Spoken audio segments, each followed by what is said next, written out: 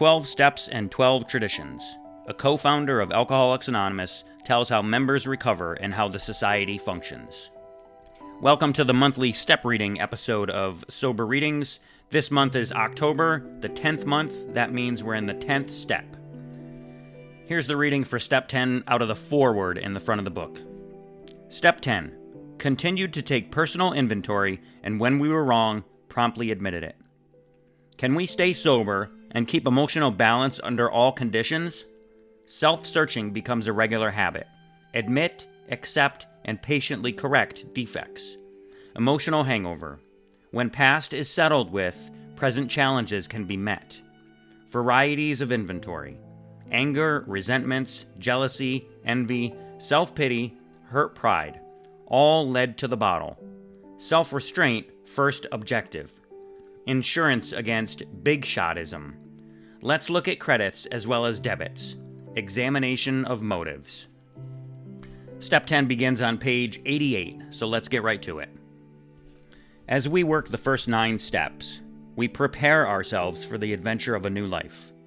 But when we approach step 10, we commence to put our AA way of life to practical use, day by day, in fair weather or foul. Then comes the acid test. Can we stay sober, keep an emotional balance, and live to good purpose under all conditions? A continuous look at our assets and liabilities, and a real desire to learn and grow by this means, are necessities for us. We alcoholics have learned this the hard way. More experienced people, of course, in all times and places have practiced unsparing self-survey and criticism. For the wise have always known that no one can make much of his life until self-searching becomes a regular habit, until he is able to admit and accept what he finds, and until he patiently and persistently tries to correct what is wrong. When a drunk has a terrific hangover because he drank heavily yesterday, he cannot live well today. But there is another kind of hangover which we all experience whether we're drinking or not. That is the emotional hangover, the direct result of yesterday's and sometimes today's excesses of negative emotion, anger, fear, jealousy, and the like. If we would live serenely today and tomorrow, we certainly need to eliminate these hangovers. This doesn't mean we need to wander morbidly around in the past. It requires an admission and correction of errors now. Our inventory enables us to settle with the past. When this is done, we're really able to leave it behind us. When our inventory is carefully taken, and we have made peace with ourselves, the conviction follows that tomorrow's challenges can be met as they come. Although all inventories are alike in principle, the time factor does distinguish one from another. There's the spot check inventory, taken at any time of the day, whenever we find ourselves getting tangled up. There's the one we take at the day's end, when we review the happenings of the hours just past.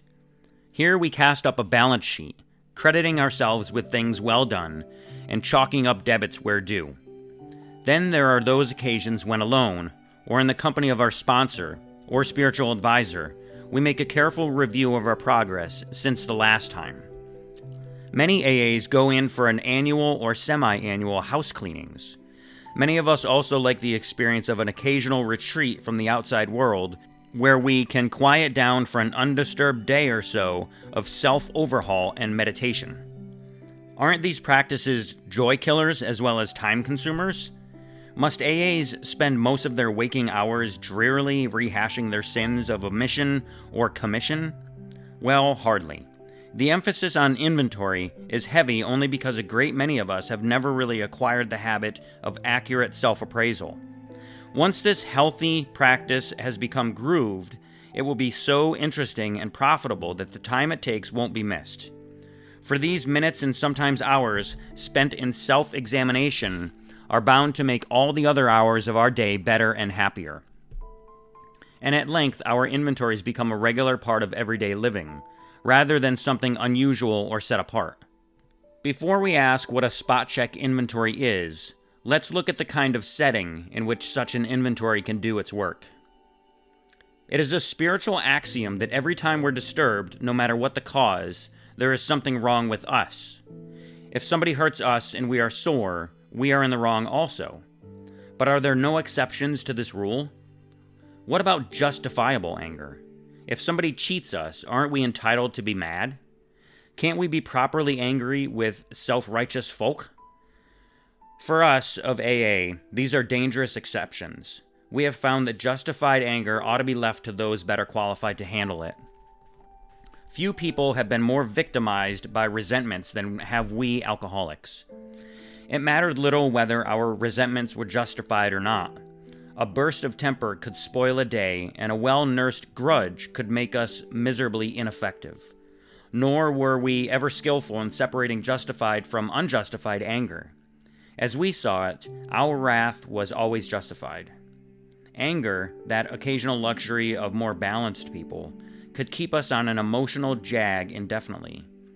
These emotional dry benders often led straight to the bottle. Other kind of disturbances, jealousy, envy, self-pity, or hurt pride, did the same thing.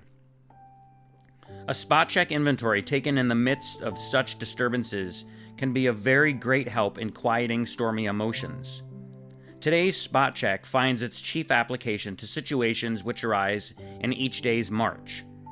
The consideration of long-lasting difficulties had better be postponed, when possible, to times deliberately set aside for that purpose. The quick inventory is aimed at our daily ups and downs, especially those where people or new events throw us off balance and tempt us to make mistakes. In all these situations, we need self-restraint, honest analysis of what is involved, a willingness to admit when the fault is ours, and an equal willingness to forgive when the fault is elsewhere. We need not be discouraged when we fall into the error of our old ways, for these disciplines are not easy. We shall look for progress, not for perfection. Our first objective will be the development of self-restraint. This carries a top priority rating. When we speak or act hastily or rashly, the ability to be fair-minded and tolerant evaporates on the spot. One unkind tirade or one willful snap judgment can ruin our relation with another person for a whole day, or maybe a whole year. Nothing pays off like restraint of pen and tongue. We must avoid quick-tempered criticism and furious, power-driven argument. The same goes for sulking or silent scorn. These are emotional booby traps baited with pride and vengefulness. Our first job is to sidestep the traps. When we're tempted by the bait, we should train ourselves to step back and think. For we can neither think nor act to good purpose until the habit of self-restraint has become automatic. Disagreeable or unexpected problems are not the only ones that call for self-control. We must be quite as careful when we begin to achieve some measure of importance and material success. For no people have ever loved personal triumphs more than we have loved them. We drank of success as of a wine which could never fail to make us feel elated. When temporary good fortune comes our way, we indulged ourselves in fantasies of still greater victories over people and circumstances. Thus, blinded by prideful self-confidence, we were apt to play the big shot. Of course, people turned away from us, bored and hurt. Now that we're in AA and sober, and winning back the esteem of our friends and business associates, we find that we still need to exercise special vigilance. As an insurance against big shotism, we can often check ourselves by remembering that we are today sober only by the grace of God, and that any success we may be having is far more His success than ours.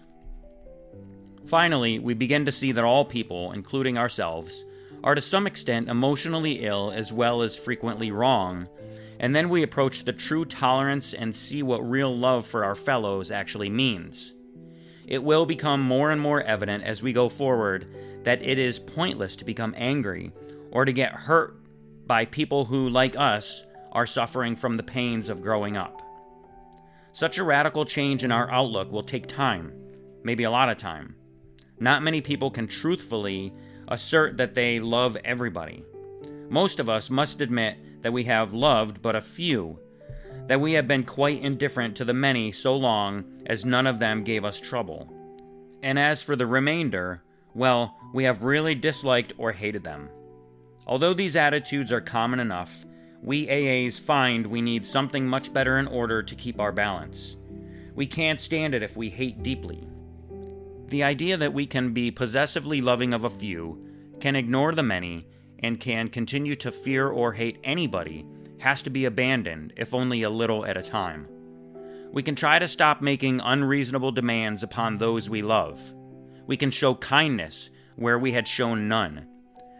With those we dislike, we can begin to practice justice and courtesy, perhaps going out of our way to understand and help them. Whenever we fail any of these people, we can promptly admit it, to ourselves always, and to them also when the admission would be helpful. Courtesy, kindness, justice, and love are the keynotes by which we may come into harmony with practically anybody. When in doubt, we can always pause, say, "Not my will, but thine be done."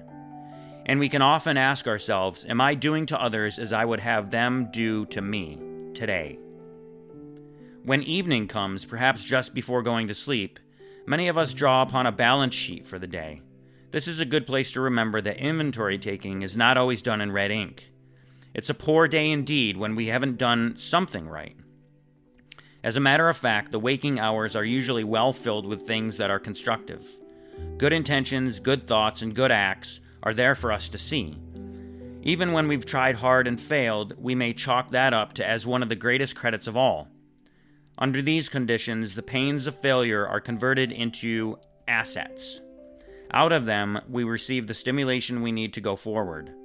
Someone who knew what he was talking about once remarked that pain was the touchstone of all spiritual progress. How heartily we AAs can agree with him. For we know that the pains of drinking had to come before sobriety, and emotional turmoil before serenity. As we glance down the debit side of the day's ledger, we should carefully examine our motives in each thought or act that appears to be wrong. In most cases, our motives won't be hard to see and understand. When prideful, angry, jealous, anxious, or fearful, we acted accordingly, and that was that. Here we need only recognize that we did act or think badly, try to visualize how we might have done better, and resolve with God's help to carry these lessons over into tomorrow, making, of course, any amends still neglected. But in other instances, only the closest scrutiny will reveal what our true motives were. There are cases where our ancient enemy, rationalization, has stepped in and has justified conduct which was really wrong. The temptation here is to imagine that we had good motives and reasons when we really didn't. We constructively criticized someone who needed it, when our real motive was to win a useless argument. Or the person concerned not being present, we thought we were helping others to understand him, when in actuality our true motive was to feel superior by pulling him down. We sometimes hurt those we love because they need to be taught a lesson, when we really want to punish. We were depressed and complained we felt bad, when in fact we were mainly asking for sympathy and attention.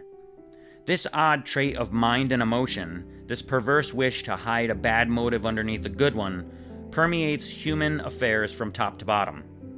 This subtle and elusive kind of self-righteousness can underlie the smallest act or thought. Learning daily to spot, admit, and correct these flaws is the essence of character building and good living.